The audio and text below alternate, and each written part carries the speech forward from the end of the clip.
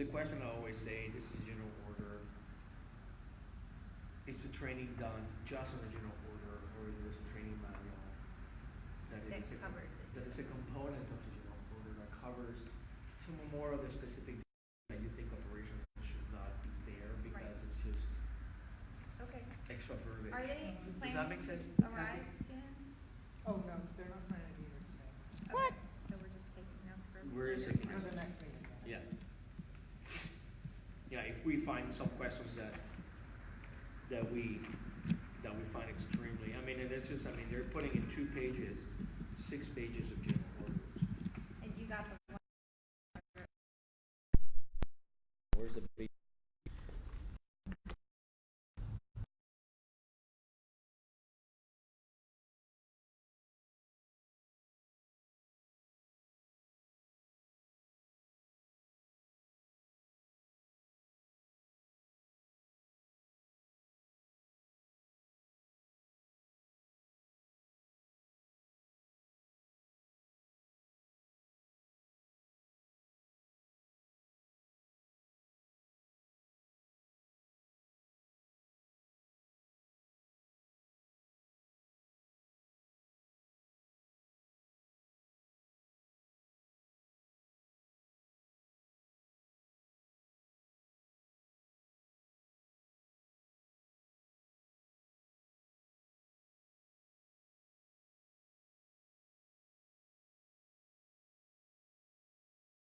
Cars and pedestrians, cars and bicyclists. Well, everything. Any moving vehicle. Operated by a driver or parked bicyclists and pedestrians in the roadway on sidewalks are subject to enforcement action when violations are observed and reported. The general order, the big general order, makes the point of being specific.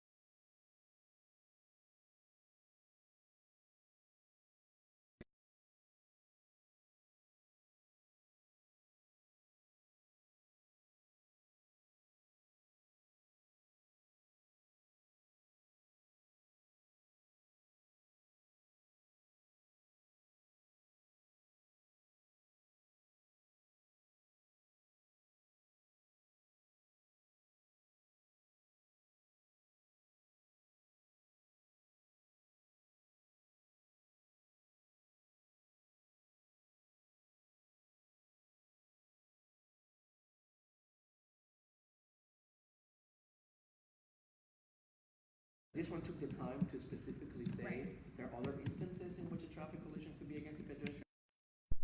And this one just talks, it infers, I think, maybe I'm wrong, that it's just cars.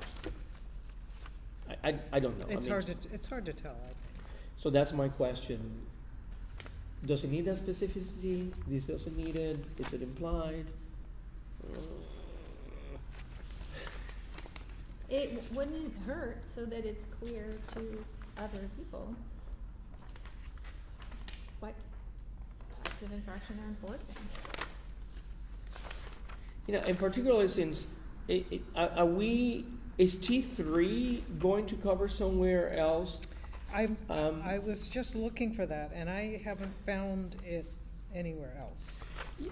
Yeah, because T3 also talks about, I mean, so it's us. So the other question on that one, Ms. Lee, is whether other aspects of T3 are in another general order, because he talks about speed enforcement or related equipment procedure, it talks about physical arrest procedure. It talks about diplomatic immunity, military non-resident foreign drivers. It has a whole, a whole crapola that has to deal with other stuff. And again, my question is that somewhere in a binder for training, so it doesn't need to be in the general order, but you took this huge chunk of the general order and just washed it out. Right.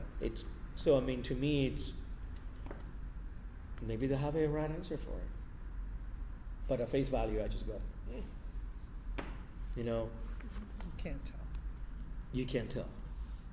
Does that make sense to you? Mm-hmm. We're gonna zoom through this one. We're gonna have time for more. Oh, it's 6:28. We're doing the right time. Mm-hmm. So those are my questions on T3. This one, I didn't see anything. I wish they were here for this one, but that's okay. I'm fine with it.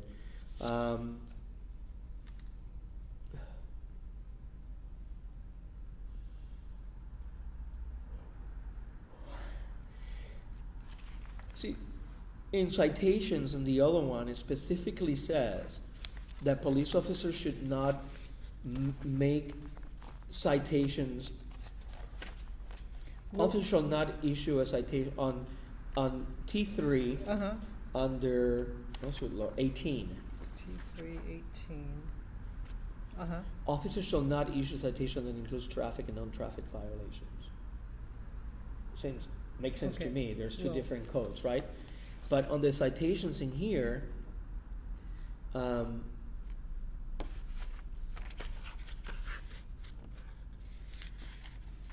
it doesn't say that if that is because it's covered under arrest, misdemeanor arrest, and somewhere else. I think it probably would be.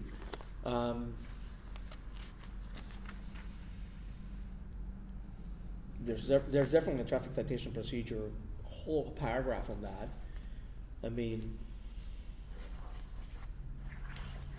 This is all traffic violation information instructions. And then you hear all these complaints about folks saying that they get car towed, right? So Well, towing has separate. separate general order, Yeah. because it's property handling and stuff like that. There's one on vehicle towing and release, and then there's one on tow hearings. Those are actually the next two in this very packet. Yeah, this one goes very specifically of telling the police officer even how to how to write that citation, how it's written, what should you write on that citation, how it should be addressed to, and so my question is going to go back to them to go like, is there somewhere else in the training manual that specifically addresses that should not be in the general order because the general order is specific? But then how does someone who doesn't like a citation that's written to them, and the citation was written wrong? How is that person going to be able to go to general order and go like, oh, that's where it says it should have said blank and blank on the top of the citation? There's no place for a member of the public to go. So I think Lexipol also has, and I might be wrong about this, Ms. Lee, but I've seen it in some instances. And it's not only about best practices and about minimizing exposure of litigation back to the police department, but by doing so, it takes away from general orders a lot of specific details, because on those details is how you write allegations. And to me, sometimes that's, if you're going to write an allegation against a police officer because you forgot to write the right name on the citation, you're digging for claims. But it's endemic of the police officers are only responsible for the things that are delineated specifically for them.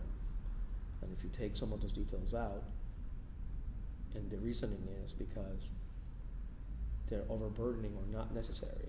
Or because they are revised, for example, when you move from a paper system to a computer system, and so they decided that it's this level of detail doesn't belong in a policy document. So that's what you're asking. Where, if it's not in the policy document, where is it? Where is it? And is that accessible to the public, just in case the public has a concern about how the law enforcement action was done, because parking meters and parking enforcement folks have an electronic one that they can print it, but police officers do not. Police officers do not have an automatic parking enforcement printout machine. They do it the all-hand way. They write you a citation. They have to write all the code and everything that is specific to that, and then just giving it to you. I mean, and here particularly it says how do you appeal a citation, and that information has to be given. But in the other one, it does not. So is that because it's already located in the back of the information that is given to you when you're given a citation? I happen to know that it is. Yeah, we know that it is. I mean, Yeah. but to Mary and John Smith, Right. is that So clear to them? Where is it written down and is it accessible? Yeah, Okay. yeah. So I think we have those questions for them related to this one. T3 is big. T3 is big. And we're going to the lovely red one. I think that's the last one, right? Vehicle. Well, there are two more. Vehicle towing? Vehicle towing And and then release. tow hearings. And so they took, both of them listed V2 as their counterparts, So V2. so that was, so tow hearings are in V2 also. So these are two topics that were in one general order and they got split into two. Yeah. Oh, I see. So V2 and yeah, V2. So 502 and 503.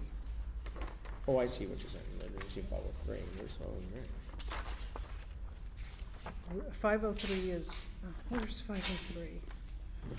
Yeah, because I only have. I was looking at. Shoot. So we're gonna look at 502 only. That's fine.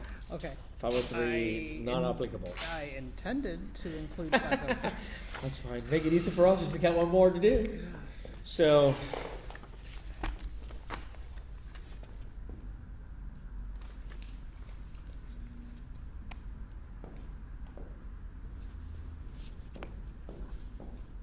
I know I meant to because V2 applies to both, so, okay. Shall we just hold that? Or you could just, well, there's two parts. It's the towing part and then it's the appeal Hearing. the towing part. So you only have towing. You don't have the hearing. So you could do I the had one. no issues with. Okay. Uh-huh. I'm looking for the information, the notice to abandon cars. Let me see what that is.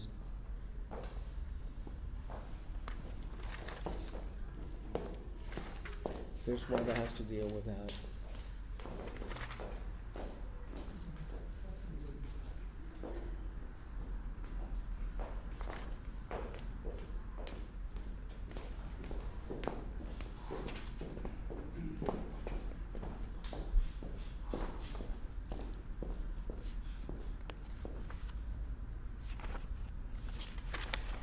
Yeah, I couldn't find that. The You two couldn't folks, the notice, abandoned vehicles. I'm trying to find the whole information with abandoned vehicles that was in the general order, but I don't.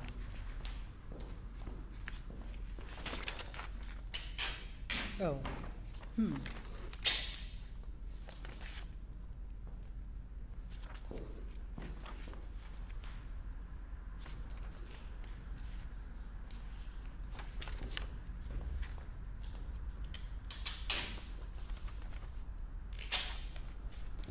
That's a good question. Yeah, I didn't see that, so I mean.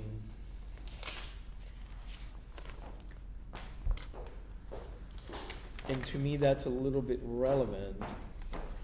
Is that the same as a 72-hour parking violation? Where's that at? Because there is a, well, I'm looking at the list Oh, I of see. policies, and there is a Lexipol policy.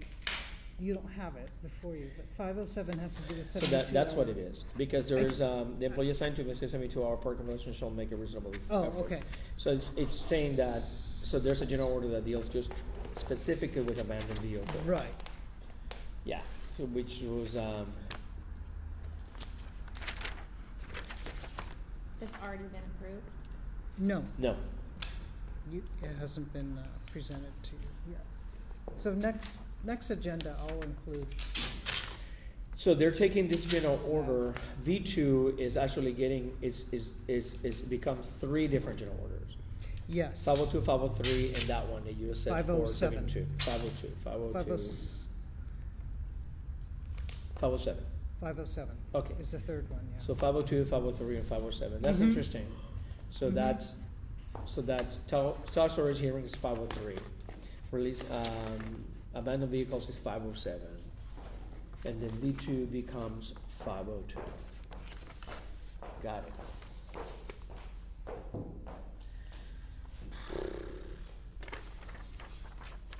Yeah, I'm okay with that one if we're gonna say that 502 and 503 and 507 are the next 2 that we're gonna see. Mhm. So I guess Ms. Lee, we said yes on 202. 502? Yeah, sorry, thank you. Yes on, no, we said yes on 202, yes on 502. Oh, I see, you're going back to the very beginning. Okay, yes on 202, and 502 you said yes? Okay. Yes, we said yes on 502 and yes on 202. We have Okay. questions on 403 and 500, and we Uh-huh. were not able to see 503. Right, okay, Great. Done. Meeting's over. Thank you. for okay. coming. So we start adjourned. That was good. We did good, Ms. Lee. Yeah. That was very good. We did 39 minutes, you know?